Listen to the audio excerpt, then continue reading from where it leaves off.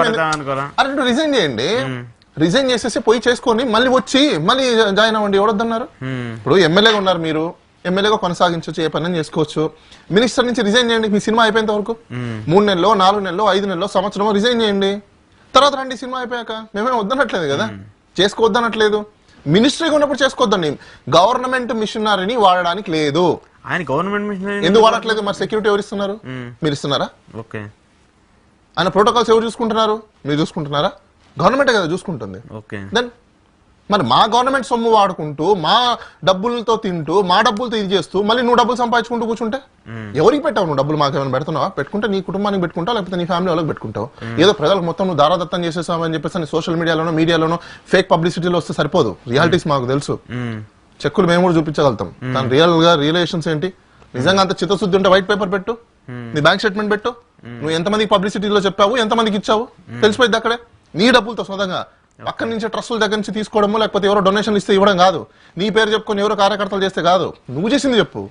అంతేకాని ఏదో చేసేసారో అయిపోయింది అన్న దేవుడైతే మీరు పోయి దండలు వేసుకోండి.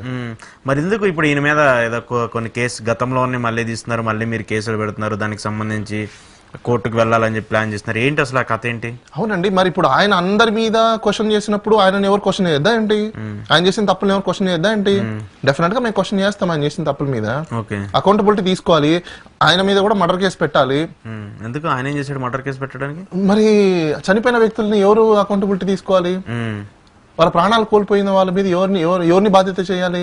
మాట్లాడుతున్నారు. ఆర్జీవి గారు మాట్లాడడమే ఉందండి. ఆయన కూడా మీరు ఇంతకుముందు మీరు గైడ్ చేశారు కదా ఆయన లాయర్ గా, సో మీరు కూడా ఇప్పుడు అలానే మాట్లాడుతున్నారు. ఒకటి మేము లీగల్ రైట్ ని ఎక్సర్సైజ్ చేసుకుంటున్నాం అంతే.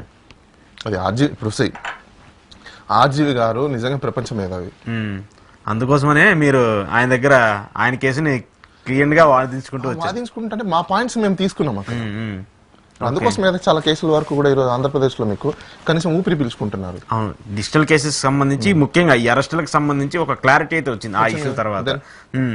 సో ఏంటి పవన్ కళ్యాణ్ గారికి ఇష్యూ సంబంధించి మీరు ఏం ఫైటింగ్ ఈ ముఖ్యంగా ఈ వరదలకు సంబంధించిన ఇష్యూ మీద ఫైట్ చేస్తున్నారా, లేదంటే ఆయన గతంలో చేసినటువంటి మిస్టేక్స్ వాటికి సంబంధించి అవన్నీ మనకు సంబంధం లేదండి. ఒకటి మేము అడిగేది ఏంటంటే వరదలకి సంబంధించిన దాంట్లో చనిపోయిన జనాలు కావచ్చు, వాళ్ళకి నష్టపోయిన నష్టపరిహారాలు కావచ్చు గవర్నమెంట్ ఇచ్చేవి సరిపోదు. ఈ రోజు అంటున్నారు కదా బన్నీ చనిపోయిన ఆమెకి 25 లక్షలు సరిపోవు, 5 కోట్లు 4 కోట్లు ఏమని.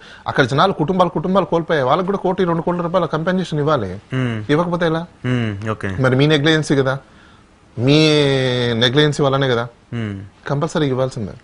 దాంతో పాటు గతంలో ఇలాంటి వీళ్ళ తొక్కిసలాట వల్ల ఎవరెవరైతే చనిపోయినారో వాళ్ళకందరికీ కూడా 1 కోటి రూపాయల కంపెన్సేషన్ ఇవ్వాలి. ఈ భావ ప్రకటన స్వేచ్ఛ గురించి మీరు చాలా సార్లు మాట్లాడుతూ వచ్చారు. ఇప్పుడు పవన్ కళ్యాణ్ గారు చేసినటువంటి కామెంట్స్ అయినా, లేదంటే ఇంకొకరు లోకేష్ చేసిన, చంద్రబాబు నాయుడు చేసిన, ఎవరు కామెంట్ చేసినా కూడా ఎవరో కేసులు పెట్టి వాటికి సంబంధించి అరెస్టుల మీద అది కరెక్ట్ కాదు, అది సరైన పద్ధతి కాదని చెప్పేసి కూడా చెప్తూ ఉన్నారు. మరి ఇప్పుడు ఏపీలోకి సంబంధించి కేసులన్నీ అలానే ఉన్నాయి కదా, వాటి మీద మరి ఫైట్ చేయాలంటే, లేదంటే వాటికి సంబంధించిన వాళ్ళ ఫ్యామిలీస్ ఫైట్ చేయాలంటే ఏం చెప్తారు వాళ్ళకి లీగాలిటీస్? ప్రతి ఒక్కరికి నేను ఒకటే చెప్పగలుగుతాను, జస్ట్ ఫాలో ఆర్జీవి గారి కేసు. ఓకే, డే 1 నుంచి కూడా ఈ రోజు వరకు ఆర్జీవి గారి కేసులో ఏదైతే జరుగుతుందో దాన్ని ఫాలో అవ్వండి. It's very simple. ఓకే, మేము ఏవైతే క్వశ్చన్స్ వేసామో, మేమైతే రిప్లై నోటీస్ ఇచ్చామో అది అందరికీ వర్తిస్తుంది కదా. అందరికీ అదే పరిస్థితులు, అందరికీ అవే సమస్యలు. So same to same as it is follow అంతే. Okay okay. సో అయితే దీనికి సంబంధించి ఇష్యూస్ అయితే ఎక్కడ ఏమి ఉండవు అంటారు? దేనికి సంబంధించి? పవన్ కళ్యాణ్ గారికి సంబంధించి మీరు మళ్ళీ చేస్తున్నారు కదా, ఇది ఒక కష్టగట్టి ఏదన్నా అంటారు, కక్షపూరిత చర్య ఏం కాదండి. ఇది అకౌంటబిలిటీ తీసుకోమంటున్నాం. మాకొద్దు, ప్రజలకు చెప్పండి. ఎవరు అకౌంటబిలిటీ తీసుకుంటారు? కొన్ని దేవుడికి వదిలేస్తారా? అదే చెప్పండి ప్రజలకి. ఒక రాతపూర్వకంగా ఊరికే మాటలు వద్దు, లీగల్ పరంగా ఎవరు అకౌంటబిలిటీ తీసుకోవాలనేది చెప్తారు వాళ్ళు. ఇప్పుడు మేము మళ్ళీ రిప్లై ఇచ్చాము, దాన్ని మళ్ళీ కోర్టులో కూడా వేస్తాము. ఇప్పుడు కోర్టుకి అయితే సమాధానం చెప్పాలి కదా, మేము పలానా వ్యక్తికి అకౌంటబిలిటీ ఇస్తున్నాం, పలానా వ్యక్తి నిర్లక్ష్యం జరిగింది, ఎవరినో ఒకరినైతే వాళ్ళు చూపించాలి కదా. మరి ఎవరిని చూపిస్తారని చూద్దాం.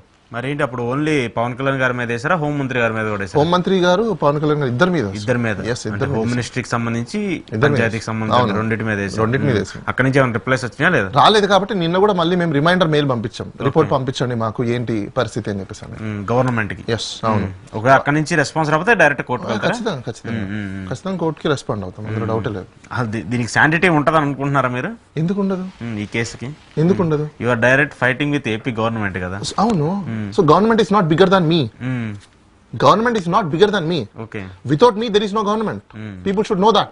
Okay Without people, there is no country, there is no government, there is no state. If we here, we are residing here, we are living here, then it became a state or country. Okay ప్రజలు లేనిది దేశం ఎక్కడుంది? ప్రజలు లేనిది రాష్ట్రం ఎక్కడుంది? అవును ప్రజలు లేనిది పరిపాలన లేదు. ప్రజల కోసమే సంస్థలు ఉన్నాయి, ప్రజల కోసమే గవర్నమెంట్ ఉంది. అంతేకాని నాకు మించినవి అవి కాదు కదా. ఓకే నేను ప్రతి ఒక్క పౌరుడికి చెప్పేది ఒకటే, మిమ్మల్ని మీరు ఎప్పుడైతే ప్రభుత్వానికి మించిన పవర్ మీ దగ్గర ఉందని భావిస్తారో ఆ రోజు మీకు రావాల్సిన ప్రతి ఒక్క రైట్ఫుల్ గా లెజిటిమేట్ గా రావాల్సిన వెల్ఫేర్ కావచ్చు, డెవలప్మెంట్ కావచ్చు మీకు వస్తుంది. ఓకే లేదు అయ్యో వాళ్ళు ఏమో చేస్తారు, అయ్యో వాళ్ళు పెద్దవాళ్ళు అని అనుకుంటే మాత్రం మీ జీవితాలు, మీ బతుకులు, మీ భవిష్యత్తులు ఇంతే. ఓకే ఫైట్ చేయాలంటారు. దట్స్ వాట్ నేను అదే అంటున్నానండి. నన్ను మించింది అయితే గవర్నమెంట్ కాదు. నేను డైరెక్ట్ చెప్తున్నా, గవర్నమెంట్ అనేది నన్ను మించింది కాదు. ఓకే నేను నా ఓటుని ఎక్సర్సైజ్ చేసి నేను క్రియేట్ చేసుకుంటే ఒక కమిటీ, అది ఒక బాడీ. నన్ను మించింది ఎలా అవుతుంది గవర్నమెంట్? నేను రైట్ రైల్ గా నా డ్యూటీస్ ని నేను డిశ్చార్జ్ చేస్తున్నప్పుడు, నా రెస్పాన్సిబిలిటీస్ నేను డిశ్చార్జ్ చేస్తున్నప్పుడు, then who is government to question me? If the question, I arise the questions, the government has to be answer.